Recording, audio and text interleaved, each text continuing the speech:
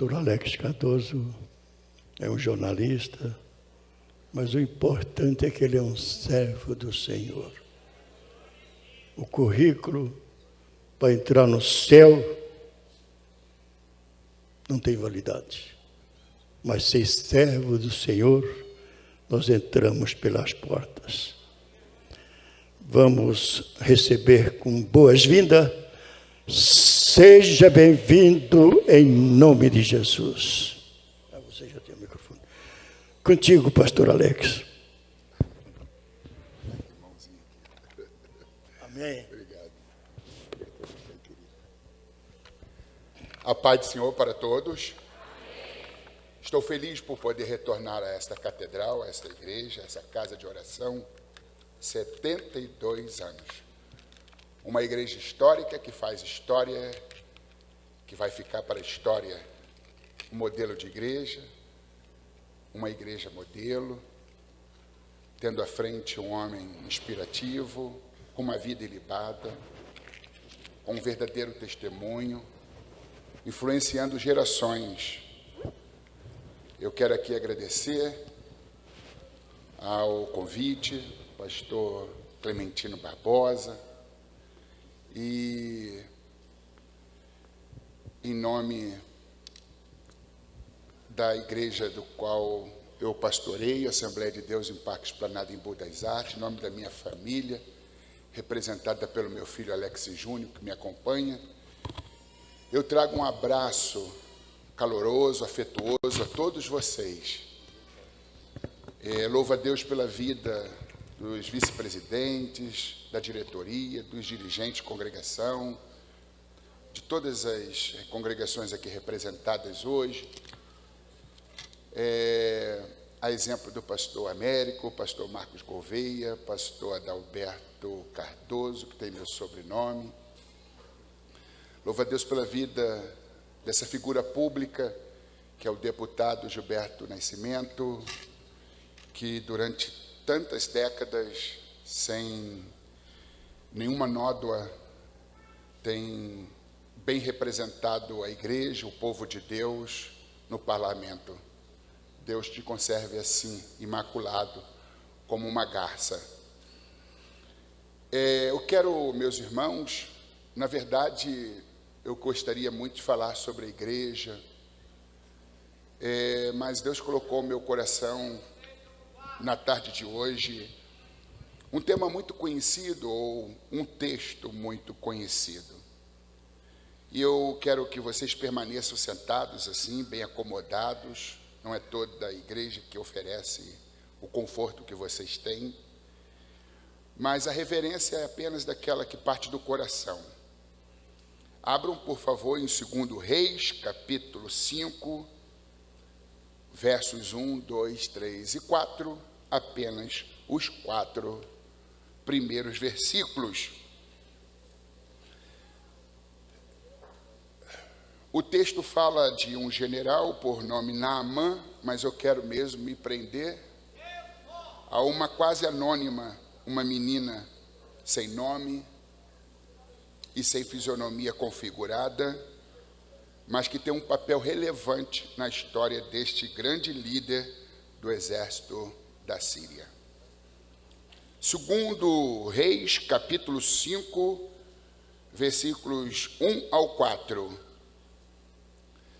Diz assim: E Naamã, chefe do exército do rei da Síria, era um grande homem diante do seu senhor e de muito respeito, porque por ele o Senhor dera livramento aos sírios, e era este varão homem valoroso, porém leproso. E saíram tropas da Síria e da terra de Israel, e levaram presa uma menina que ficou ao serviço da mulher de Naamã. E disse esta sua senhora: Oxalá que o meu senhor estivesse diante do profeta que está em Samaria, ele o restauraria da sua lepra. Então entrou Naamã e o notificou ao seu senhor, dizendo: assim e assim falou a menina que é da terra de Israel. Vocês que abriram a Bíblia para me acompanhar, mantenham-na aberta, por favor, para posteriores consultas. Meus queridos irmãos, há um pouco mais de 10 anos faleceu uma liderança da Igreja Católica, Dom Helder Câmara, cearense, de nascimento, mas atuou por 4 décadas na minha terra natal, no Rio de Janeiro, à frente de uma paróquia muito conhecida lá no Rio de Janeiro. Um homem que influenciou bastante, em termos positivos, a sua geração e deixou um grande legado. Dentre tantas falas, frases, pensamentos e argumentos, há uma frase que me vem à mente no começo desta minha fala. Há pessoas que são como canas, mesmo postas na moenda, tendo suas vidas reduzidas a bagaços, ainda assim só sabem dar doçura. Há pessoas que são como canas, mesmo tendo a sua vida reduzida a bagaços, depois de terem sido colocadas na moenda, ainda assim só sabem dar doçura. Há pessoas que são como canas, mesmo postas na moenda, tendo a vida reduzida a bagaços, ainda assim só sabem dar doçura.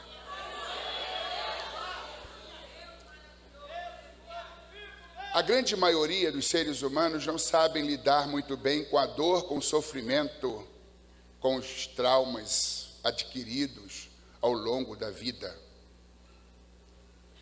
A grande maioria se tornam amargas, duras, inflexíveis, intratáveis, implacáveis. A psicologia preconiza que os feridos ferem, os machucados machucam, os pisados pisoteiam.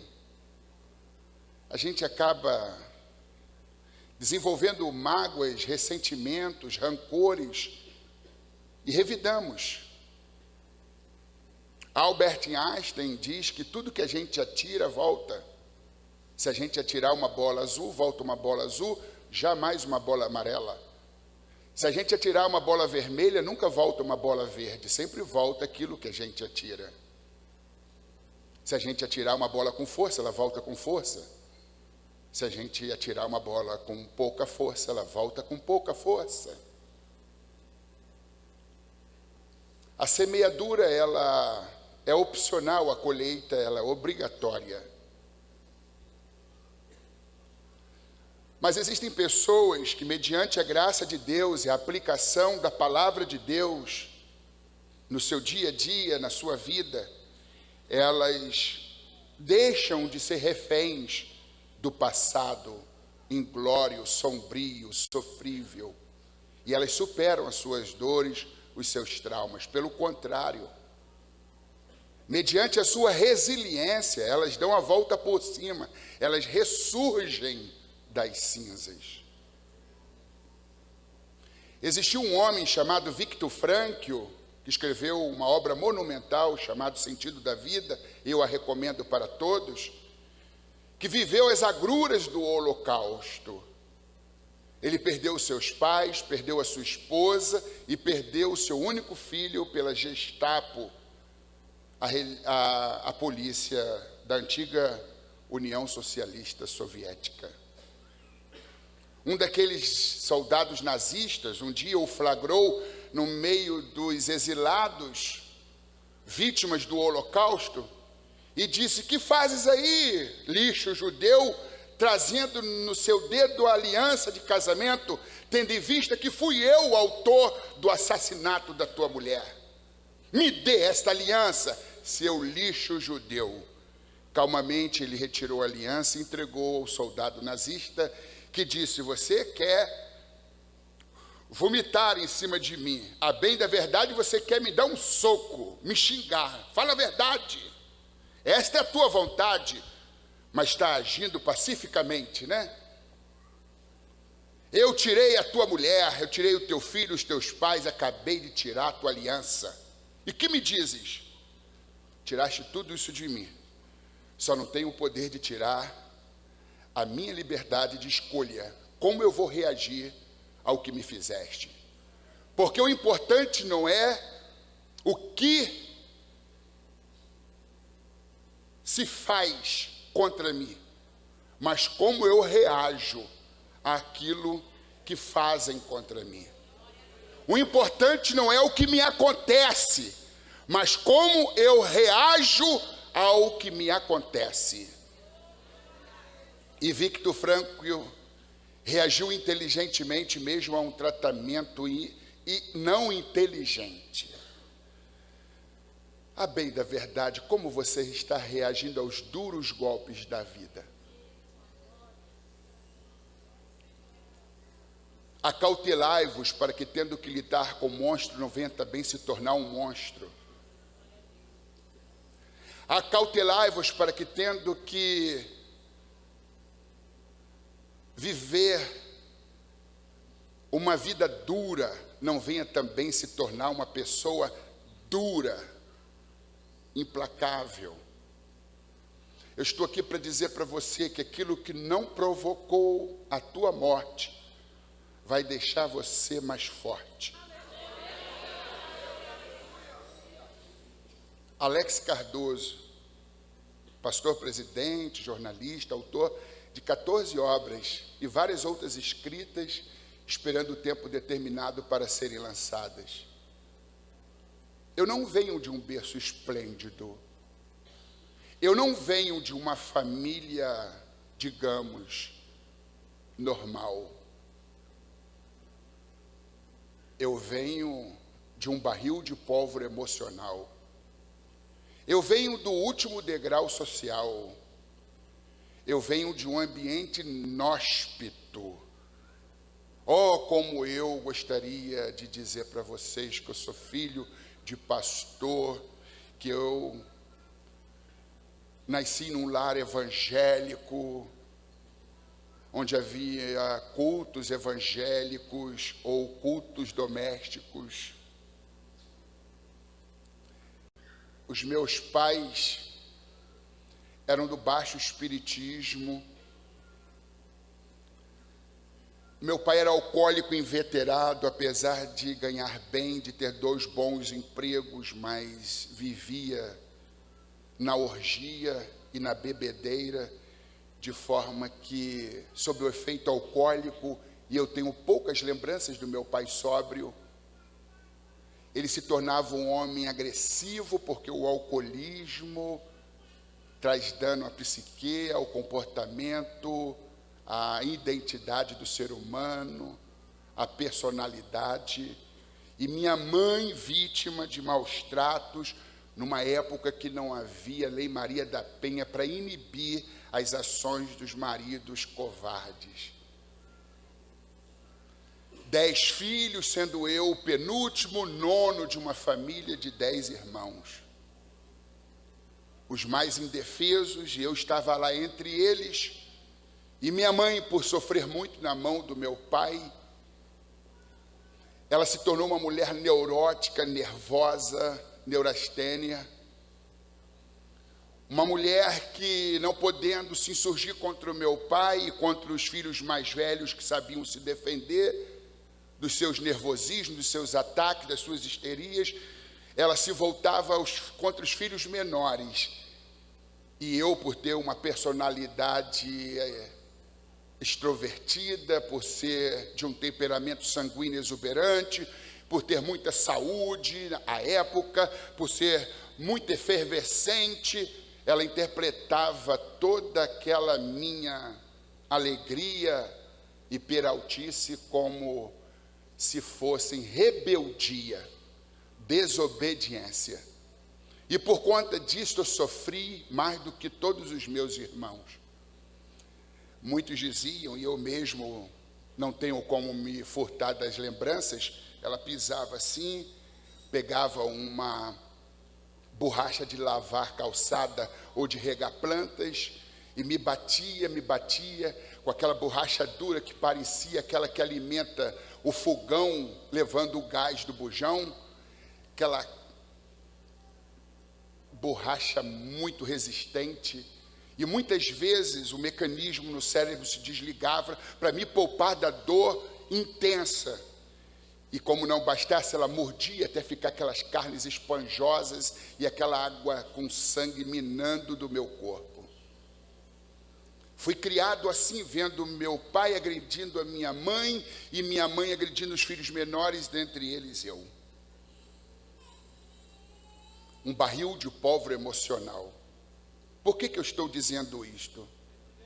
Estou dizendo isto porque um general, chefe do exército da Síria, que era um herói nacional, que tinha o respeito do rei Ben-Hadad e o respeito de todos os seus subalternos, de todos os coronéis, de todos os oficiais, de toda a sua tropa, ele invade Israel, sitia Israel, tem êxito na sua operação militar, e ele então rapta uma menina frágil, indefesa. Tira do seu país, tira do seio da sua família, da convivência dos seus pais, possivelmente da convivência dos seus irmãos, e leva para uma terra distante, onde tudo era diferente: idioma, cultura, alimentação, clima, religião. E aquela criança deixa para trás a sua família, a sua história. Imagina a cabeça daquela criança. Num ambiente novo, totalmente desconhecido, em meio ao apagão emocional, à escuridão emocional, ali ela passa a servir a esposa do general Naamã. Lava, passa, varre e faz todos os trabalhos domésticos. Ela poderia ter se amargurado, ter se ressentido, ela poderia ter se tornado uma pessoa nervosa, odiosa, raivosa. Mas aquela menina, ela não dá espaço no seu coração para nenhum sentimento entorpecedor, corrosivo ou doentio. Tem saudade dos pais, tem saudade da família, mas não viveu na época que a gente vive, que mesmo num país distante, a gente pode se aproximar pelas redes sociais, pelos muitos meios tecnológicos, mas ela não dispõe de nada disto. A saudade bate no coração, não tem uma fotografia, não tem uma recordação, a não ser a da mente. Poderia ter se entregado à tristeza, à amargura, à depressão e a uma angústia exacerbada. Mas ela entende que mesmo vivendo a experiência do olho do furacão, Deus tem propósito no sofrimento e na dor. E que nada nos acontece vãmente. Que por detrás de cada situação dolorosa, por detrás de cada crise, luta, revés, percalço, problema, estão as mãos modeladoras do oleiro em ação. Tu não está sofrendo em vão. O que lhe ocorreu no passado não foi em vão. Você pode transformar o seu sofrimento e a sua dor em marcos de crescimento. Você pode transformar tudo isto em trampolim para a tua vitória e não escorregão para a tua derrota. Não está nada perdido pelo fato de você ter passado o que passou no passado. Aquela menina trabalha contente, trabalha feliz, ela é responsável, ela está bem com Deus, está bem consigo mesmo e está bem com o general, porque ela demonstra que o perdoou. E ela percebe quando ele chega do quartel, do batalhão, com o cap todo fardado, e que tira o cap, vai tirando a farda, cochicha aos ouvidos da esposa, dizendo: o meu problema está agravando, a minha hanseníase, a lepra está espalhando no meu corpo, vai chegar uma hora que eu não vou poder mais continuar à frente do exército, angustiado, depressivo, triste. Aquela menina se solidariza, se compadece. Um dia ela chega para a sua patroa e diz: eu tenho visto o drama do patrão. Ele tem alguma doença séria, grave? Sim. A patroa se abre e diz: trata-se de lepra. Eu percebo que ele está muito angustiado, mas patroa, há solução para o teu marido. Lá em Israel, mais especificamente em Samaria, há uma Assembleia de Deus, pastor Eliseu, o profeta Eliseu, há um homem de Deus, ele o restaurará da sua lepra. Se aquela menina fosse vingativa, se o seu passado tivesse alterado o seu estado de espírito, ela teria sonegado a informação, ela teria dito: foi este homem o responsável por me tirar do seio da minha família e me trazer para este lugar. Por mim que ele morra, eu tenho a resposta, eu tenho a solução, mas o que depender de mim, ele vai morrer leproso. Ela não tem amargura, ela não parte para a vingança. Seu coração é terno. Ela é uma cana que passou 1, 2, 3 vezes na moenda, e cada vez que passava na moenda só liberava doçura, doçura, doçura, e não amargura. Acautelai-vos para que, tendo que conviver com o monstro, não venha também se tornar um monstro. O ferido normalmente fere, mas há uma proposta aqui. O Evangelho te dá toda a condição de você ser um ferido curador e não um ferido feridor. Não é porque você foi ferido que você vai ferir. Não é porque te pisaram que você vai pisar. Não é porque te machucaram que você vai machucar. Não é porque te sangraram que você vai sangrar. Você mesmo ferido pode se tornar um curador ferido.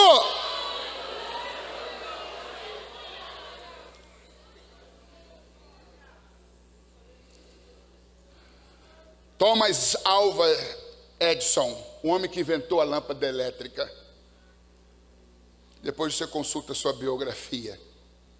Aos 9 anos de idade, estudando numa escola em Milan, uma cidade interiorana do estado de Ohio, nos Estados Unidos, fronteiriça com o Canadá, sua terra natal. Ia para a escola aos 9 anos de idade. Um dia o professor Engle faz uma carta e dobra e diz assim: entrega somente a sua mãe, Nancy. Aquele menino, sem saber o conteúdo da carta, pega o bilhete e leva ansioso para sua mãe. Chegando em casa, diz: mãe, está aqui. O professor Engle mandou para a senhora. Ela abre a carta, começa a lê-la, mas à medida que ela vai lendo, ela vai extravasando em lágrimas, chora. E a criança a interrompe e diz: mãe, o que houve? Por que está chorando tanto? Emocionada, filho. É porque aqui diz que você é um gênio, que você tem um cérebro tão privilegiado, que você é uma criança tão iluminada, tão bem dotada, que nem ele, o professor Engle, tem condições, recursos pedagógicos para te instruir, e nenhum outro professor há que possa fazê-lo também, de forma que ele está me pedindo para ser a sua professora, para não te enviar mais para a escola, e que eu, além de exercer o papel de mãe, eu vou exercer o papel de professora. Eu não vou poder mais para a escola, não é não poder, é que não precisa. A escola não tem condições de ensinar um gênio. É mesmo, mãe?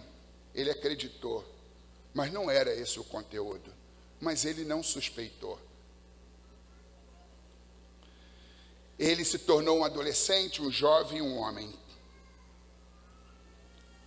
Passado tantos anos, um dia, seus pais já eram mortos, Samuel, Edson e Nancy já haviam falecido. Ele vai para a casa dos seus pais, lembrando da época de infância e juventude, no lar onde ele nasceu, cresceu, e mexendo, revirando as coisas, se depara com um baú e pega aquela carta esmaecida, amarelada.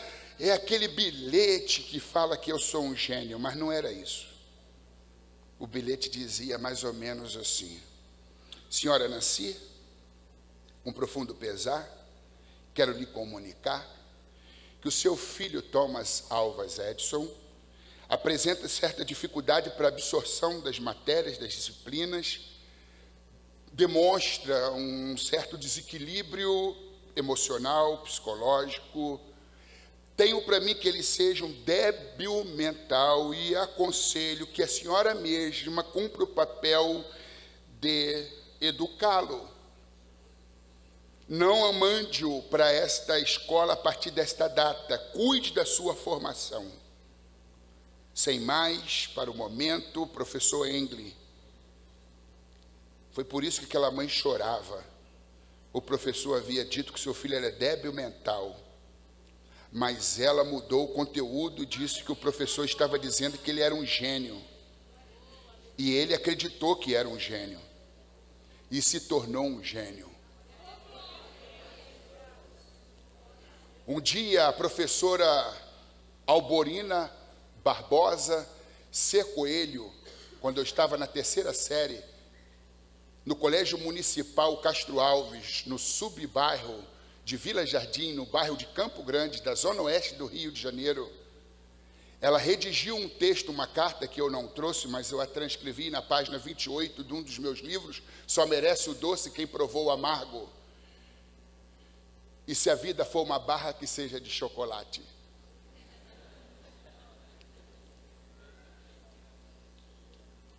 E eu quero aqui ler para vocês, e prometo ser bastante conciso.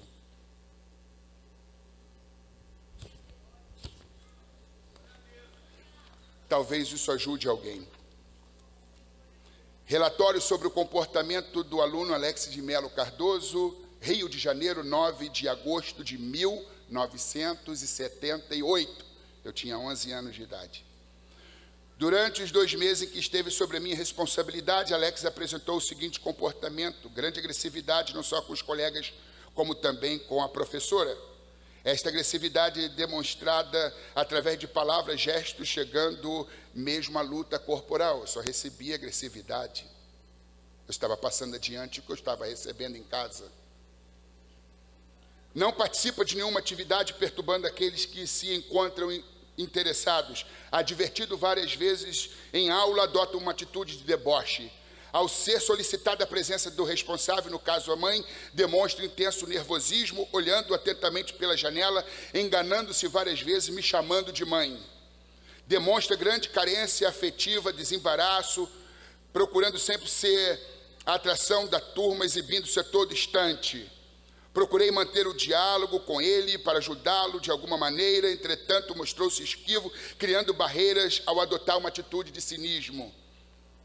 Demonstra especial interesse por uma garota acerca da qual dizem ser a sua namorada. Nota-se grande carência afetiva, dito outra vez, e distúrbios emocionais que dificultam a sua aprendizagem. Embaixo ela recomenda o meu afastamento da escola para tratamento psiquiátrico, naquela época. Cheguei em casa com o bilhete e dei para minha mãe. Ao contrário da Nancy, minha mãe, Doraci, pegou aquela carta, me colocou no chão e pisou no meu peito. Já trouxe aquela borracha, aquela maldita borracha, que envergava, mas não quebrava. E lia, colocava em cima da mesa e batia. Lia e batia.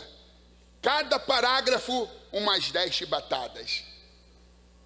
Quando eu já estava perdendo a noção de tempo e de espaço e a consciência, eu me lembro de algumas palavras. Eu não te gerei para ser um bandido, um marginal, um delinquente, seu burro, aqui está pedindo teu afastamento da escola, seu burro.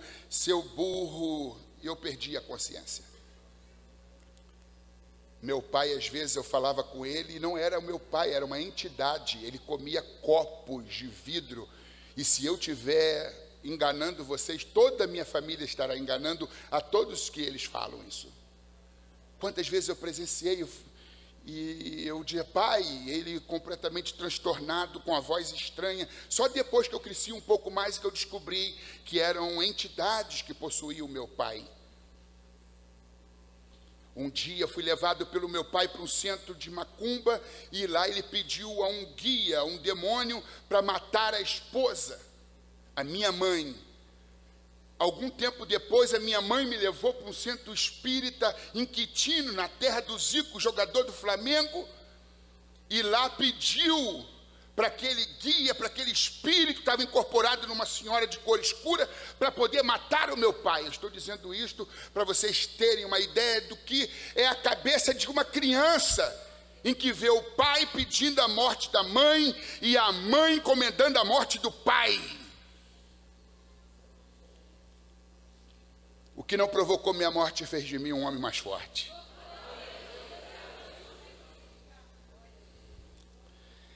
Ela leu aquela carta e me castigou.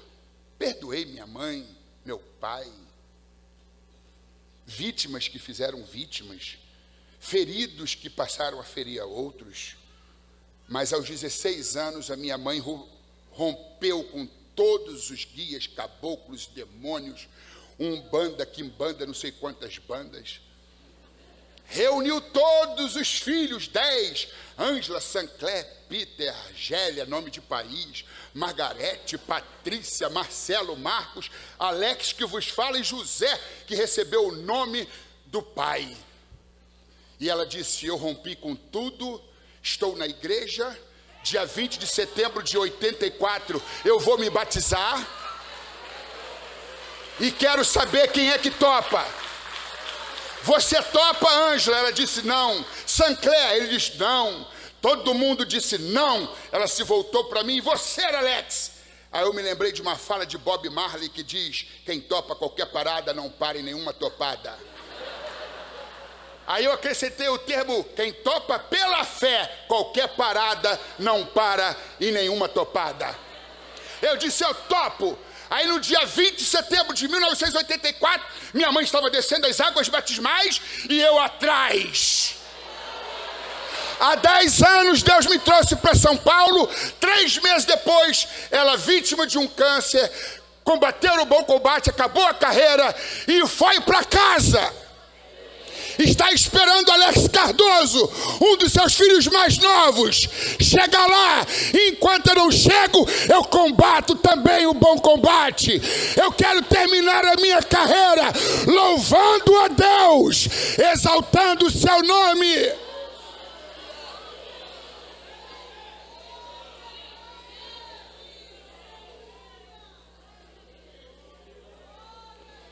Aquela menina não se entregou à depressão. Aquela menina não se tornou uma menina angustiada, cheia de solidariedade, amor, e disse, patroa, lá em Samaria, há um profeta Eliseu, ele curará o general de sua lepra. Quando o general chega outra vez em casa, a mulher disse, a menina, a empregada doméstica, a exilada, aquela mulher, aquela menina que foi tirada do convívio dos pais, da sua terra natal, que está aqui ao nosso serviço, ela disse que há esperança para ti. Aquela menina não se furtou de ser usada por Deus e não sonegou a informação de Deus. Ela não revidou, ela não deu troco, ela não se vingou.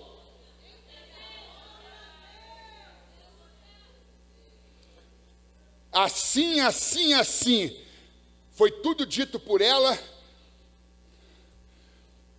Foi ela que passou as informações. É verdade, menina? Sim. Vai lá para a Assembleia de Deus. Pastor Eliseu. Deus já curou tanto através das orações daquele pastor. Igreja abençoada é aquela lá em Samaria.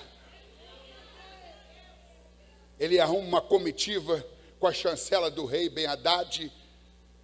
Ele segue rumo de Damasco para Samaria, da Síria para Israel.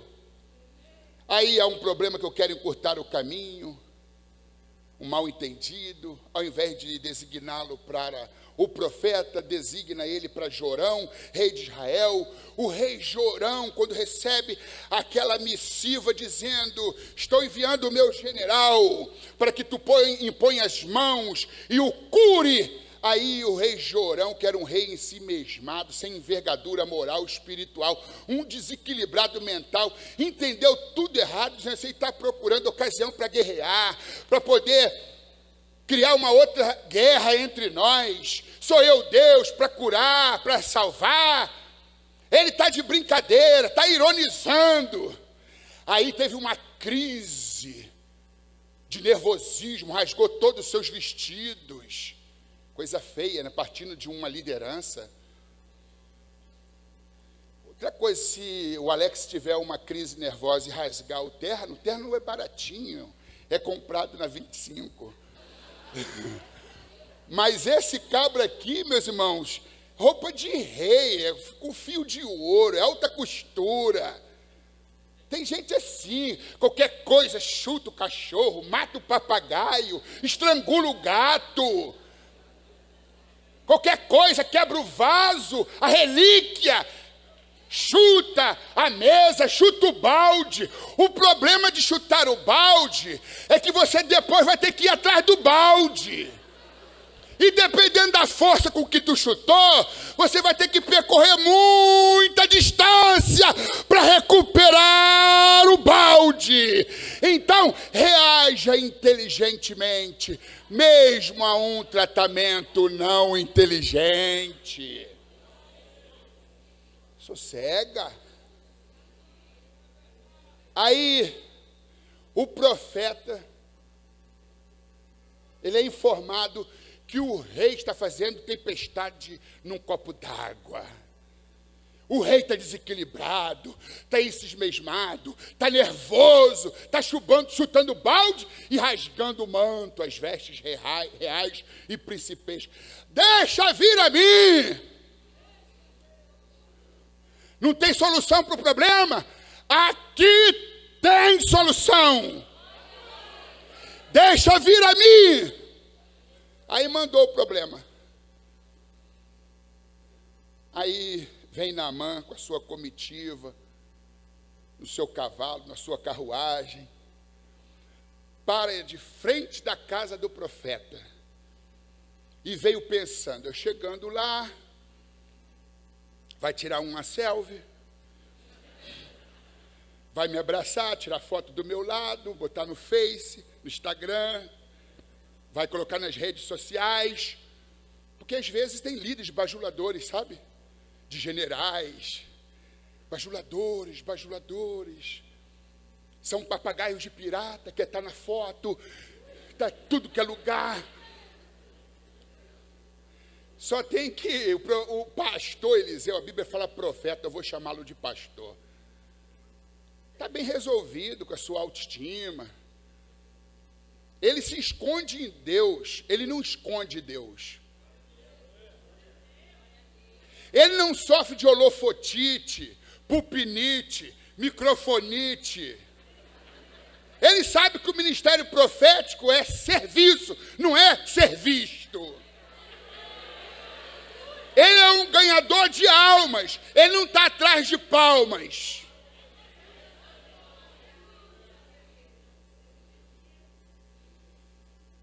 Aí, meus irmãos, ele nem vai atender o general, porque leproso a gente atende no portão. A gente não põe leproso dentro de casa. Tem muita gente abrindo o portão, abrindo a porta, introduzindo leprosos para dentro de casa. Vai ter problema. Não é qualquer um que pode desfrutar da tua intimidade. Aí mandou um servo, um empregado, um colaborador, um coadjuvante, um obreiro, vai lá e diga para o general para ele mergulhar 7 vezes no Rio Jordão.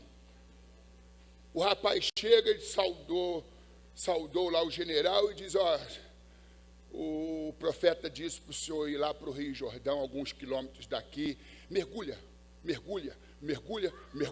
7 vezes e vai ficar com a pele como de uma criança. A Bíblia diz que ele se indignou e disse assim, lá em Damasco, na minha terra, existem 2 rios, Abana e Farpá, águas cristalinas. Eu vou me banhar nas águas sujas do Rio Jordão?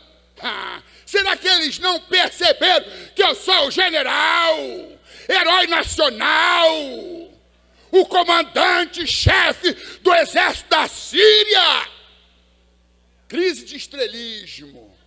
Nunca se ache demais, porque tudo que é demais sobra, tudo que sobra vira resto, e todo o resto vai para o lixo. Recolhe a cauda, pavão. O pavão de hoje é o espanador de amanhã. Aí ele abre a cauda, eu ia falar abre o rabo, fica muito difícil isso, né? Eu nunca mais ia ser convidado para vir aqui. Abriu a cauda, cheia de ocelos brilhantes, parece um arco-íris de plumas e penas. O recado foi para baixar a bola. Menos.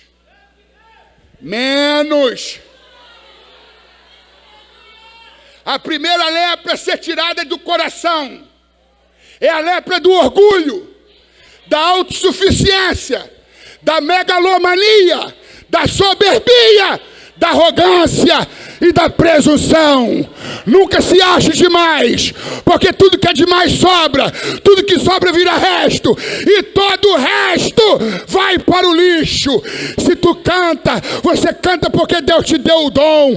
Se tu prega, o dom vem do alto, não vem de dentro, vem de cima, veio do trono, veio de Deus, veio do alto.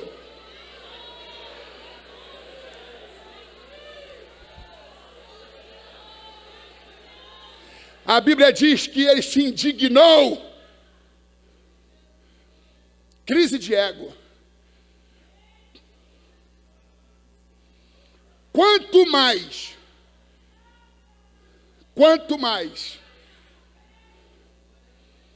você se sente afrontado,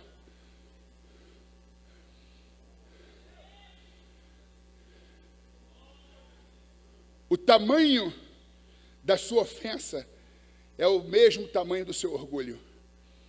Quem muito se ofende, muito orgulho tem. Quem pouco se ofende, tem pouco orgulho. A ofensa está atrelada ao orgulho. Se eu me sentir muito ofendido, é porque meu orgulho é muito. Vida crucificada. Se aplaudir, se não aplaudir, se reconhecer, se não reconhecer, se me elogiar, não me elogiar, quer comais, quer bebais, ou façais qualquer outra coisa, fazei tudo para a glória de Deus. Aí você não se ofende. Quando você faz o que faz para a glória de Deus, você não se ofende. Ele se ofendeu. Quem pensa, esse xurequezinho,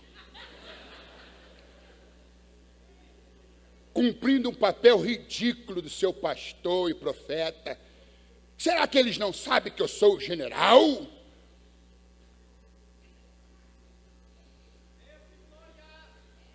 Ó, tem muita ovelha ensinando o pastor a dirigir culto, muito católico ensinando o padre a rezar a missa, e esse cidadão estava ensinando o médico a receitar. Ele quer a cura, mas ele não aceita a receita e nem a medicação. A receita é 7 mergulhos num dia. A medicação, mergulho, mergulho, mergulho, mergulho, mergulho, mergulho, mergulho. Ele quer a cura, mas não quer a receita nem a medicação. Ele escolhe qual é a medicação, Abana e Farpar. O primeiro rio representa Rio Dourado, o outro rápido, que é tudo de forma VIP e rapidinho, no seu tempo.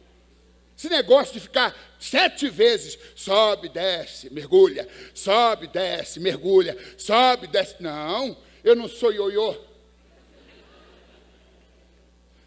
Diga comigo, só vale a pena ser ioiô se o barbante estiver na mão de Deus. Naamã não sabia que o barbante estava na mão de Deus. E que quando o barbante está na mão de Deus, vale a pena ser ioiô. Vai e volta. Ioiô, uma palavra filipina, que significa vai e volta. Eu não quero ir e voltar, eu não quero ser manipulado na mão de um homem que não tem as marcas da cruz, unção na sua testa. Mas eu me deixo guiar por aqueles que Deus levantou e deu autoridade e que bem o representa na terra.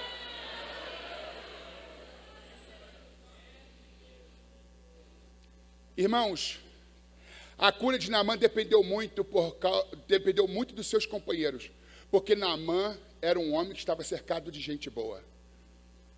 Porque aqueles homens não eram bajuladores. Se fosse, diria, vamos voltar mesmo, vamos voltar. Concordamos.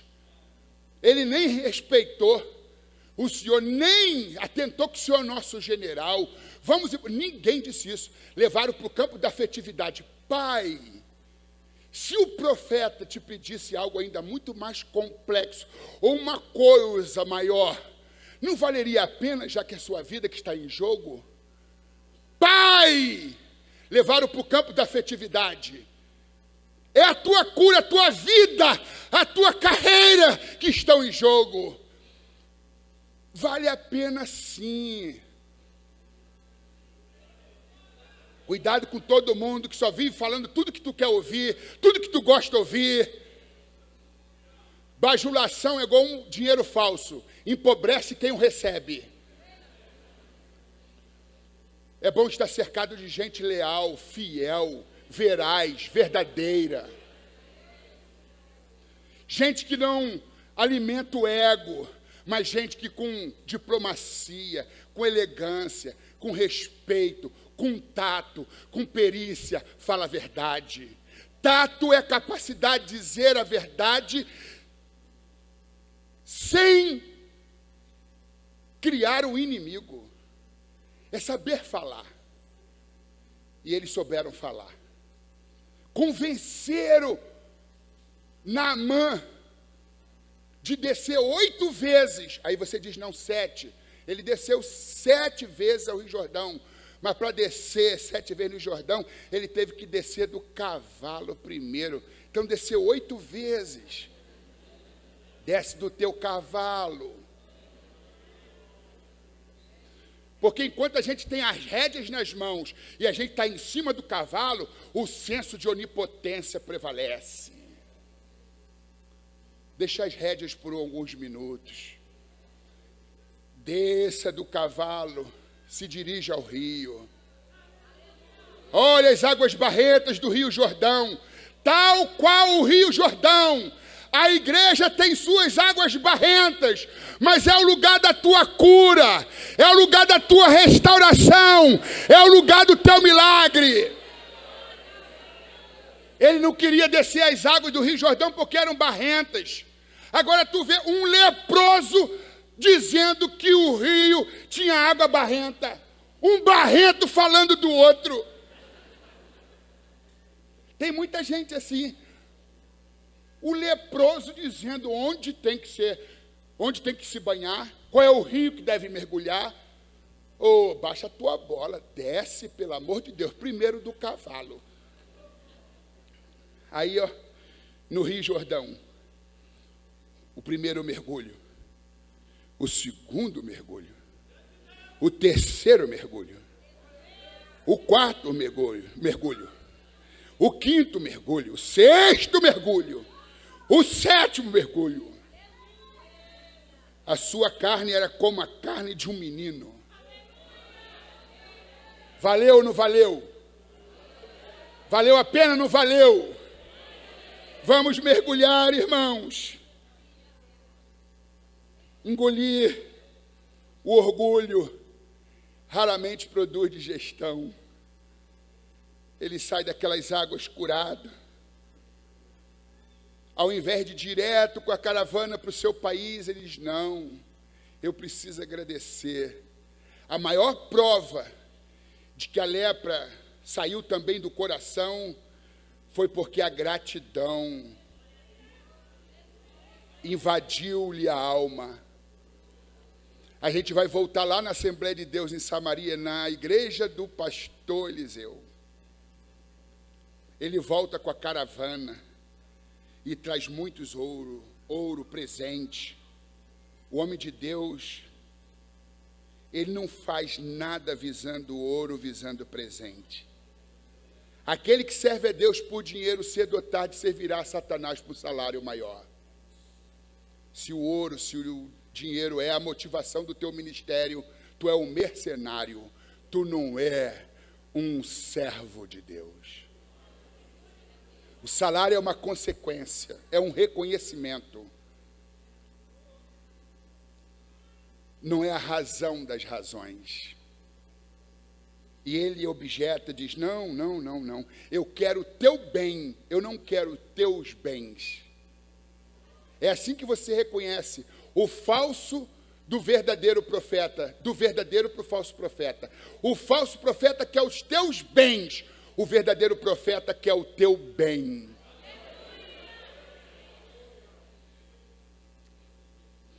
Eu posso levar um pouco da terra de Israel, porque num ato cívico, quando Ben-Hadad colocar toda a tropa diante do Deus da Síria, eu vou cumprir o ato cívico, mas eu quero colocar um pouco de terra na minha frente e me prostrar dizendo, eu estou me prostrando diante do Deus de Israel, de onde veio essa terra.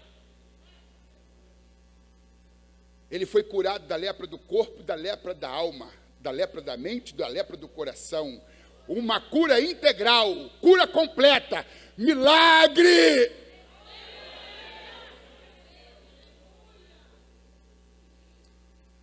Tudo porque uma menina que muito sofreu, que teve a sua vida atropelada, mesmo sendo posta na moenda como uma cana, tendo a vida reduzida a bagaços, só soube da doçura. Não importa o teu passado, aquele que está em Cristo, nova criatura é. As coisas velhas se passaram e tudo se fez novo. O importante não é o que te acontece, mas como você reage ao que te acontece. Para terminar, citando novamente Viktor Frankl, que tem uma outra fala: ou você cresce, ou você endurece.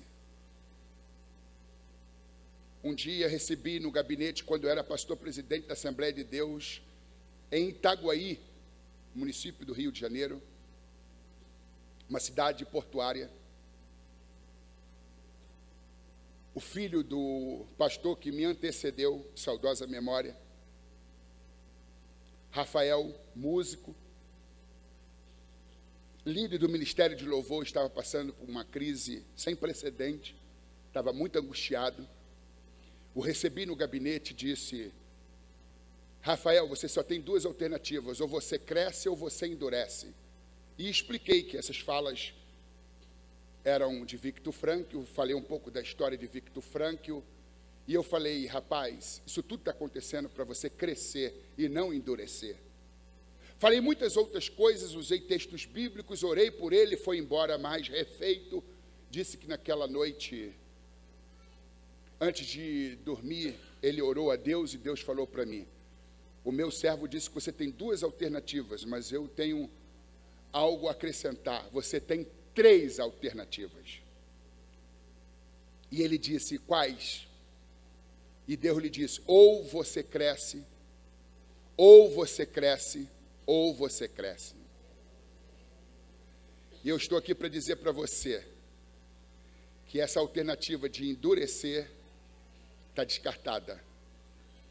Com toda a luta, com todo o problema, com toda a experiência que você está vivenciando no olho do furacão, você só tem 3 alternativas: ou você cresce, ou você cresce, ou você cresce.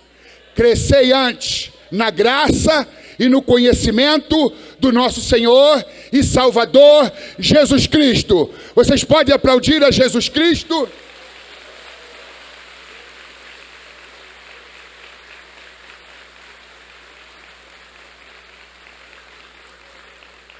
Apenas meio minuto. Não vou falar sobre o que escrevi, só anunciar. Esse livro ganhou um prêmio em 2005. Em 2006, 2005 ele foi publicado pela editora MK Publicitário no Rio de Janeiro. Só merece o doce quem provou o amargo. E se a vida for uma barra, que seja de chocolate. É um livro de resiliência, de superação, de crescimento. E esse é o mais novo livro. Eu levo 24 meses para escrever um livro. Este, ao contrário de todos os demais, eu levei 9 anos. 9 longos anos. Como ser um líder poderoso sem ter sede de poder? A síndrome de Diótrefes, diagnóstico, tratamento e cura à luz da Bíblia. Este é mais específico para líderes de departamentos, obreiros e pastores, para lideranças. Tem 30 dias, apenas um mês que ele foi lançado. Se é que tem um mês, eu acho que um pouquinho menos. Se você puder se ajudar e me ajudar. Esse livro foi recomendado para que fosse vendido por R$ 49,90, mas eu passo por R$ 29,90, só não terei 10 centavos para dar de troco. Então é R$ 30, tá bem? E esse livro aqui, R$ 24,90, também não terei 10 centavos. Ok? Deus abençoe a todos. Não vim para vender livros, mas eu vim para ser boca de Deus. E muito obrigado, pastor, pela oportunidade de poder estar aqui outra vez. Deus abençoe a todos. Esse livro é para o senhor, de presente. Livro de presente. Eu estava vendo aqui